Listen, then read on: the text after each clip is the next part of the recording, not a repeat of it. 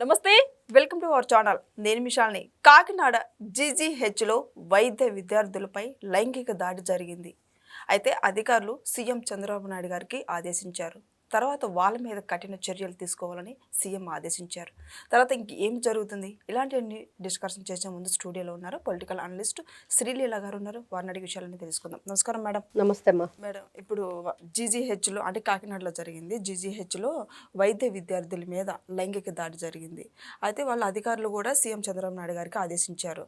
తర్వాత వాళ్ళ మీద కఠిన చర్యలు తీసుకోమని చెప్పారు. అసలు ఏం జరుగుతుందంటే ఏం చెప్పారు? అంటే ఆడపిల్లలకి భద్రత లేదు, కానీ ఆ భద్రత లేనప్పుడు అక్కడున్న ప్రభుత్వం ఎలాంటి చర్యలు తీసుకుంటుంది, ఇది ఇంపార్టెంట్. అంటే ఈ రోజున మనం గతంలో చూసాం, గత ప్రభుత్వం మహిళల పట్ల వాళ్ళ వ్యవహార శైలి, ఆలోచన విధానం ఇప్పటికి కూడా మహిళలను దూషించే విధానం.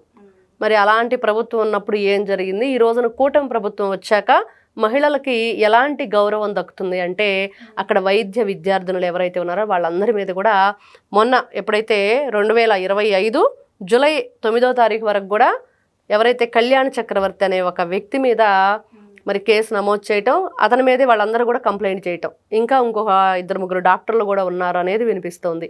ఇవన్నీ కూడా విచారణలో నిరూపణ అయితే ఖచ్చితంగా వీళ్ళ మీద కఠినమైన చర్యలు తీసుకోవటం ఖాయం. అంటే నారా చంద్రబాబు నాయుడు గారు చాలా తీవ్రంగా స్పందించారు దీని గురించి.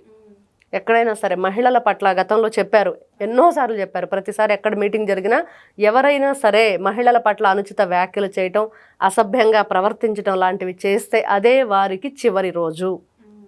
నిజంగా ఆ భయం ఉండాలి. ఒకసారి ఒకరి మీద కఠినమైన చర్యలు తీసుకుంటే రెండో వారు ఆ పనులు చేయటానికి భయపడాలి అని. ఈ రోజున వైద్య రంగం మరి వాళ్ళు ఎన్నో విధాల కష్టపడి అక్కడికి వచ్చి చదువుకొని మరి ఆ వైద్య వృత్తిలో ఏ విధంగా సేవలు అందించాలనే ఒక ధ్యేయంతో వాళ్ళు ముందుకు వెళతారు. కానీ అవన్నీ కూడా లేకుండా మరి వీళ్ళు ఏ విధంగా వాళ్ళ మీద ఇలాంటి భయంకరమైన దాడులకు పాల్పడుతుంటే వాళ్ళు ఏ విధంగా మానసికంగా కృంగిపోతూ ఎంత ఇబ్బందికి గురవుతున్నారు అనేది మనకి ఇక్కడ అర్థమవుతుంది. ఖచ్చితంగా అంటే గతంలో జగన్ ప్రభుత్వం ఉన్నప్పుడు రోజా పదే ఒక మాట చెప్తూ ఉండేది, జగన్ కంటే ముందు గన్ను వస్తుంది అని. గన్ను వచ్చింది నిజంగానే. ఎలా వచ్చింది అంటే మనం చూసాం, వాళ్ళు గన్ను గురిపెట్టి గన్ పాయింట్ మరి డిస్టిలరీస్ వాళ్ళకి సంబంధించి వాళ్ళని ఏ విధంగా ఇబ్బందికి గురి చేశారు అని. మరి అంత దుర్మార్గంగా అంత భయంకరంగా వాళ్ళ పరిపాలన కొనసాగింది. మహిళలకు సొంత ఇంటి చెల్లెలకే రక్షణ లేకుండా చేశాడు జగన్మోహన్ రెడ్డి. మరి ఎన్నో విధాలుగా దాడులు చేయటం కానీ, అసభ్య పదజాలం వాడటం కానీ, వాళ్ళు పోస్టులు ముఖ్యంగా సోషల్ మీడియాలో ఎంత నీచాతి నీచంగా ఎంత అబ్యూజింగ్ వర్డ్స్ యూస్ చేస్తూ సజ్జల రామకృష్ణారెడ్డి కొడుకు భార్గవరెడ్డి ఆధ్వర్యంలో నడిచింది ఇదంతా అని కూడా ఒక మాఫియానే వాళ్ళు రన్ చేశారు. మరి ఇలాంటి వాటికి పాల్పడిన వీళ్ళని శిక్షించాలా? మరి వాళ్ళని జగన్మోహన్ రెడ్డి ఆ రోజు శిక్షించాడంటే ఎక్కడా కూడా ఎటువంటి చర్యలు కూడా మనం చూడలేదు. ప్రభుత్వం చేయని కార్యక్రమాలు ఏదైనా ప్రజలకు ఉపయోగపడకుండా వాళ్ళు ఉన్నప్పుడు క్వశ్చన్ చేస్తే మరి ఇలాంటి ప్రజలకు ఉపయోగపడే మీరు చేయట్లేదని అప్పుడు వాళ్ళ మీద వాళ్ళు కఠిన చర్యలు తీసుకున్నారు. అంటే ప్రభుత్వాన్ని క్వశ్చన్ చేస్తే చాలా అప్పట్లో భయంకరంగా వాళ్ళ మీద వేధింపులు జరిగేవి. ఈ రోజున చూస్తున్నాం మరి నారా చంద్రబాబు నాయుడు గారు వెంటనే స్పందించడం, అంటే వాళ్ళు ఎక్కడా కూడా బయటికి ఆ విషయాన్ని రానివ్వకుండా చేసేవాళ్ళు వైఎస్ జగన్మోహన్ రెడ్డి ప్రభుత్వం అధికారంలో ఉన్నప్పుడు. కానీ ఈ రోజున అలా కాదు. ఎక్కడ ఏ విషయం అయినా సరే మహిళలకు ఇబ్బందికరంగా ఎవరైనా సరే ప్రవర్తించినా, వాళ్ళ పట్ల అనుచిత వ్యాఖ్యలు చేసినా వదిలిపెట్టకూడదు. నిన్న కూడా చూసాం, ఎవరైతే ప్రసన్న కుమార్ రెడ్డి అనే వ్యక్తి ప్రశాంత్ రెడ్డి గారి మీద ఆ చేసిన వ్యాఖ్యల్ని మంత్రులందరి మీద కూడా తీవ్రంగా కోప్పడ్డారు నారా చంద్రబాబు నాయుడు గారని. ఎందుకు మీరందరూ కూడా ఉపేక్షిస్తున్నారు, ఎందుకు ఆలోచిస్తున్నారు, మీరందరూ ఎందుకు వెంటనే స్పందించలేదు? అందరూ ఒక్కసారిగా స్పందించాలి.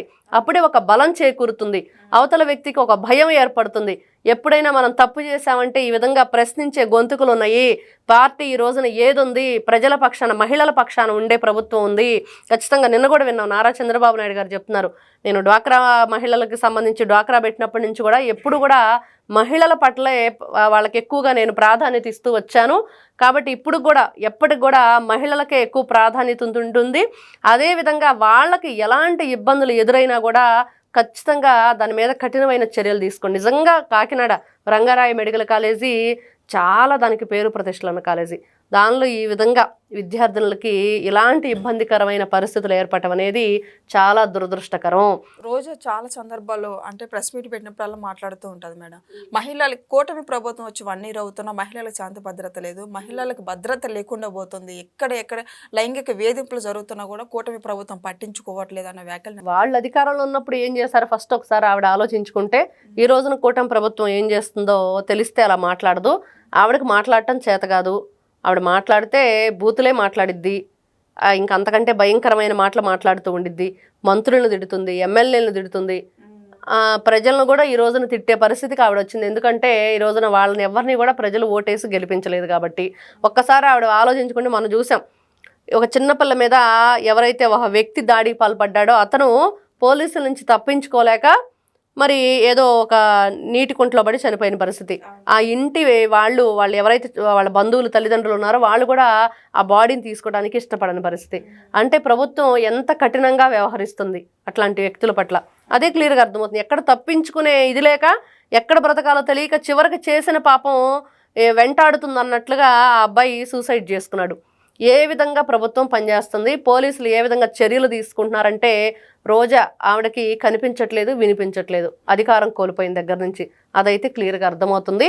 నిజంగా ఈ కాకినాడ విషయం ఏదైతే ఉందో దానిలో ఖచ్చితంగా విచారణ జరుగుతుంది, అక్కడ ఉన్న విద్యార్థులకి న్యాయం జరుగుతుంది. దాని మీద నివేదిక కూడా ఇచ్చారు. ఇప్పుడు వాళ్ళ గురించి ఏం జరిగింది, ఎలా జరిగింది, దీంట్లో ఎవరెవరు ఇన్వాల్వ్ అయ్యి ఉన్నారు అంటే అక్కడ అన్నీ కూడా ఆ ల్యాబ్ టెక్నీషియన్ ఎవరో ఉన్నారని, ఇంకా కొంతమంది ప్రొఫెసర్లు ఉన్నారని అవన్నీ కూడా బయటకు వచ్చినాయి. వాళ్ళని సస్పెండ్ చేసి విచారణ జరిపి పూర్తిగా ఉద్యోగాల్లో లేకుండా చేసే ప్రయత్నంలో ఈ రోజున కూటమి ప్రభుత్వం చర్యలు తీసుకుంటుంది. సో చూశారు కదండి వీడియోలో. గత ప్రభుత్వ హయాంలో చూసుకుంటే ఈ ప్రభుత్వ హయాంలో ఎవరికైతే అన్యాయం జరిగిందో మహిళలకి వాళ్ళకి కఠిన చర్యలు తీసుకోవాలని సీఎం చంద్రబాబు నాయుడు గారు చెప్పారు. ఇక నెక్స్ట్ ఏం జరుగుతుందో నెక్స్ట్ వీడియోలో తెలుసుకుందాం. Thank you. నమస్తే.